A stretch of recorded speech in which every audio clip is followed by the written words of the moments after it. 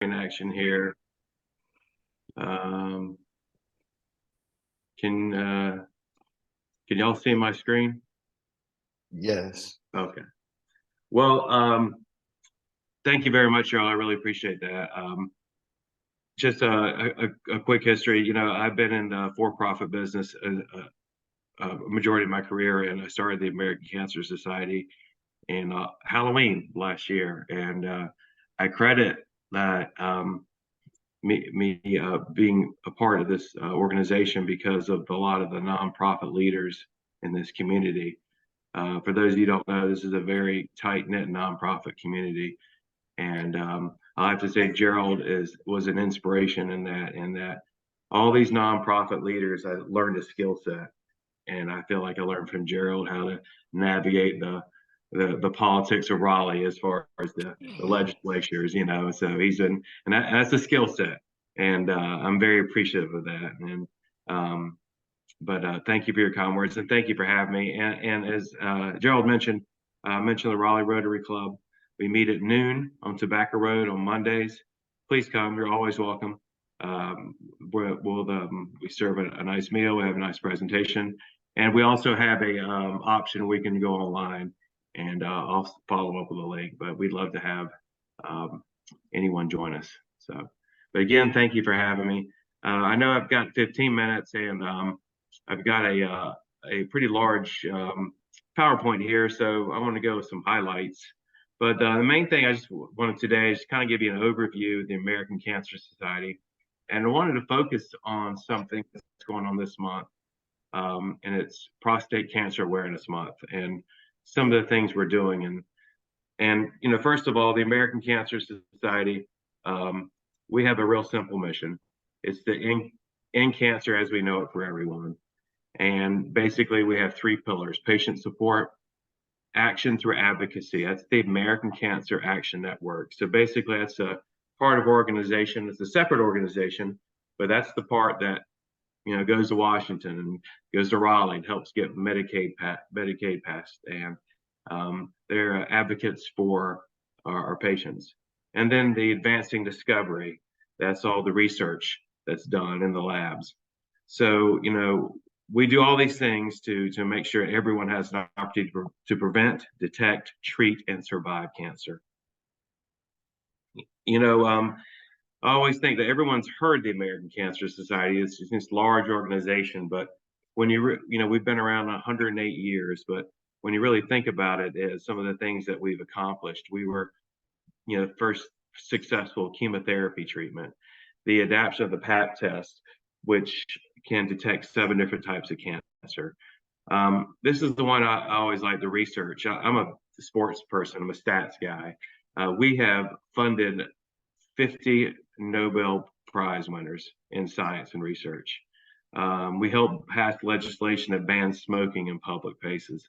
We were the first organization to link lung cancer and smoking. So over our 108 years, we've been the milestones in the organization, and the net result is a 32% drop in cancer mortality and 3.5 million deaths averted since 1991. Again, our mission is a world without cancer, and we do that through research. We ensure everyone has access, and we try to mobilize people and policymakers. And you're all in different lines of work, I guess, and have goals and KPIs, and we have the same thing. We try to screen at least 8% of adults for bladder cancer, reduce lung cancer, establish access care for all, breast cancer health equity, deliver survivorship, and these are things that we try to accomplish, and who we serve. And this is we call it the cancer circle, and it's a lot of different people. It's not only the survivors, the caregivers, the donors, the volunteers, the policymakers, even the people without cancer. So and I remember the first day my boss said, everyone, think about this position, and you're going to talk to a lot of people, and everyone's got a history with cancer. Now, it can be a good thing or a bad thing. And 1 in 3 people are going to be affected in cancer in their life. And I was on a presentation last week at a local company, and we're talking to 5 different people, and I asked them if they felt comfortable sharing their cancer story. 5 different cancers they shared. So it affects everyone. September is Prostate Cancer Aware Month, and I kind of want to pause on this and tell you kind of about a philosophy of organization. One thing that we really preach in our organization is that zip codes are more impactful than genetic codes. And when I say that is, you know, in areas of our city where you can throw a rock and hit a Dollar Tree and you can't find fresh vegetable, a grocery store with fresh vegetables, those areas are going to have higher cancer rates. When you find areas of our city that have low literacy rates, those are going to have higher cancer rates. So my point is, you know, and that's why it's very important that I think we should partner. It's important for me personally to partner with all of our nonprofits. And you know, I have this philosophy of not getting a bigger piece of the pie, making the pie bigger for everyone. So when Gerald reaches out to me about partnering, I'm all about it. I think about ways to partner, you know, because or with the food bank or with Wake Up and Read, because there's a tie. It's about breaking the cycle of poverty, because everything it all comes together, and if we work together to do that, we can change it. So again, September is Prostate Cancer Awareness Month, and you know it's one of the common malignancy in men in the U.S. It's the second leading cause of cancer death. And I won't read these verbatim, just go the highlights. 1 in 8 men will be diagnosed with prostate cancer during their lifetime. Prostate cancer is more likely to develop in older men than non-Hispanic Black men. And Black men in the U.S. and Caribbean have the highest documented prostate cancer incidence rates in the world. And by the way, I want to share this deck with Gerald so he can share it with y'all. And some of the numbers, some of the new cases are documented every year. The deaths, and something that's we're really focusing on. There's a 70% higher incidence rates in Black men than in white. And since 2014, there's been an 3% increase overall incidence per year, and a 5% increase in advanced stages. And mortality rates have declined, but they've increased in other areas. And that's something that we are addressing. And you probably heard some of the statistics. You know, currently the ACS guidelines recommend that prostates beginning tests begin at 45. That was recently lowered. It used to be 50, used to be the age to get your colonoscopy or a test, but now it's 45. Black men, those with a close relative diagnosed with prostate cancer, should be age of 65, should be definitely begin at 45. Men with a higher risk with closer relatives should have a discussion earlier. And the thing about prostate cancer, it is highly curable. We just have to get testing done. We just have to get early detection. That's the key. And right now, you know, the thing I'm proud of our organization, we just don't point out the stats like here they are. We act on them. And so we're doing a lot of things to address these cancer disparities. You know, one of the things we do is it's a program called Impact Initiative, which is an initiative with ACS CAN, where we're committed to reversing prostate cancer disparities and reducing death rates among prostate cancer and demographic disparities for Black men by 2035. That's a goal and it's an initiative we have funded. We're funded and we're behind. We're advancing the PSA screening in Congress. We're making that a priority. That access is important and it must be done and it should be easy access. We also have launched our own discovery team will be provided by endowed professors with $80,000 a year for 5 years for discretionary funds specifically to research reduced prostate cancer mortality in Black men. And then we the National Prostate Cancer Collaborative. And this is the one part I really like, the health equity ambassadors. We have a DEI team that has been working to educate and engage the community, training 119 ambassadors since the last year. So to me, it's boots on the ground with the ambassadors to the research to the folks in Washington. So it's an all-encompassed effort to specifically focus on this initiative. And there's so many ways to screen. there's the stool-based test, there's the colonoscopy. But important is find it, get it done. And I know we're all busy in life, and I know you think I don't have time to do that, but you have to make time to get it done. And I recently did about 3 weeks ago, and it was an easy process, and it's an easy, important step. And there are multiple testing options to find cancer early where it's most treatable. And just talk to your doctor. Which is the best test for you. And that's why, like it's like your car, that preventive maintenance. It's, and especially men. There's a stereotype, man will never go to the doctor. Well, we got to break that stereotype and make sure that we check on ourselves every day. As far as patient and caregiver resources, we have a 1-800 number that anyone can call anytime that's manned by trained staff. This 1-800 number, again, a cancer patient, a caregiver can call and talk to anyone about cancer. It's interesting, this phone line is most used between 12 a.m. and 6 a.m. And the thought process is you go to the doctor, you're diagnosed, it doesn't really set in until you're lying in bed. That's been a very valuable resource. Something also we have, telling Gerald about, was transportation assistance. Some people can't get to the cancer treatment.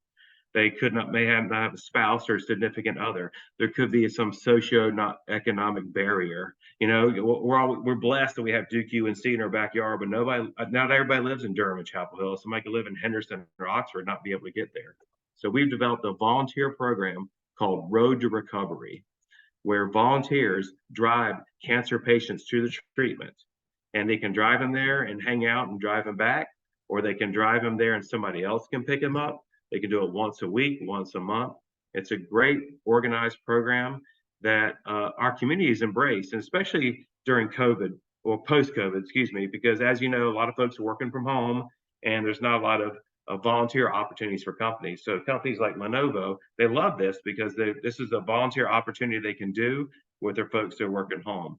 But it's a great rewarding experience. It's a needed experience because we need to get our cancer patients to the treatment. If they can't get there, then they're not going to live. I mean, it's the second leading cause of death of cancer patients. They can't get to treatment. So this is a very important, and personally, I'm very passionate about Road to Recovery.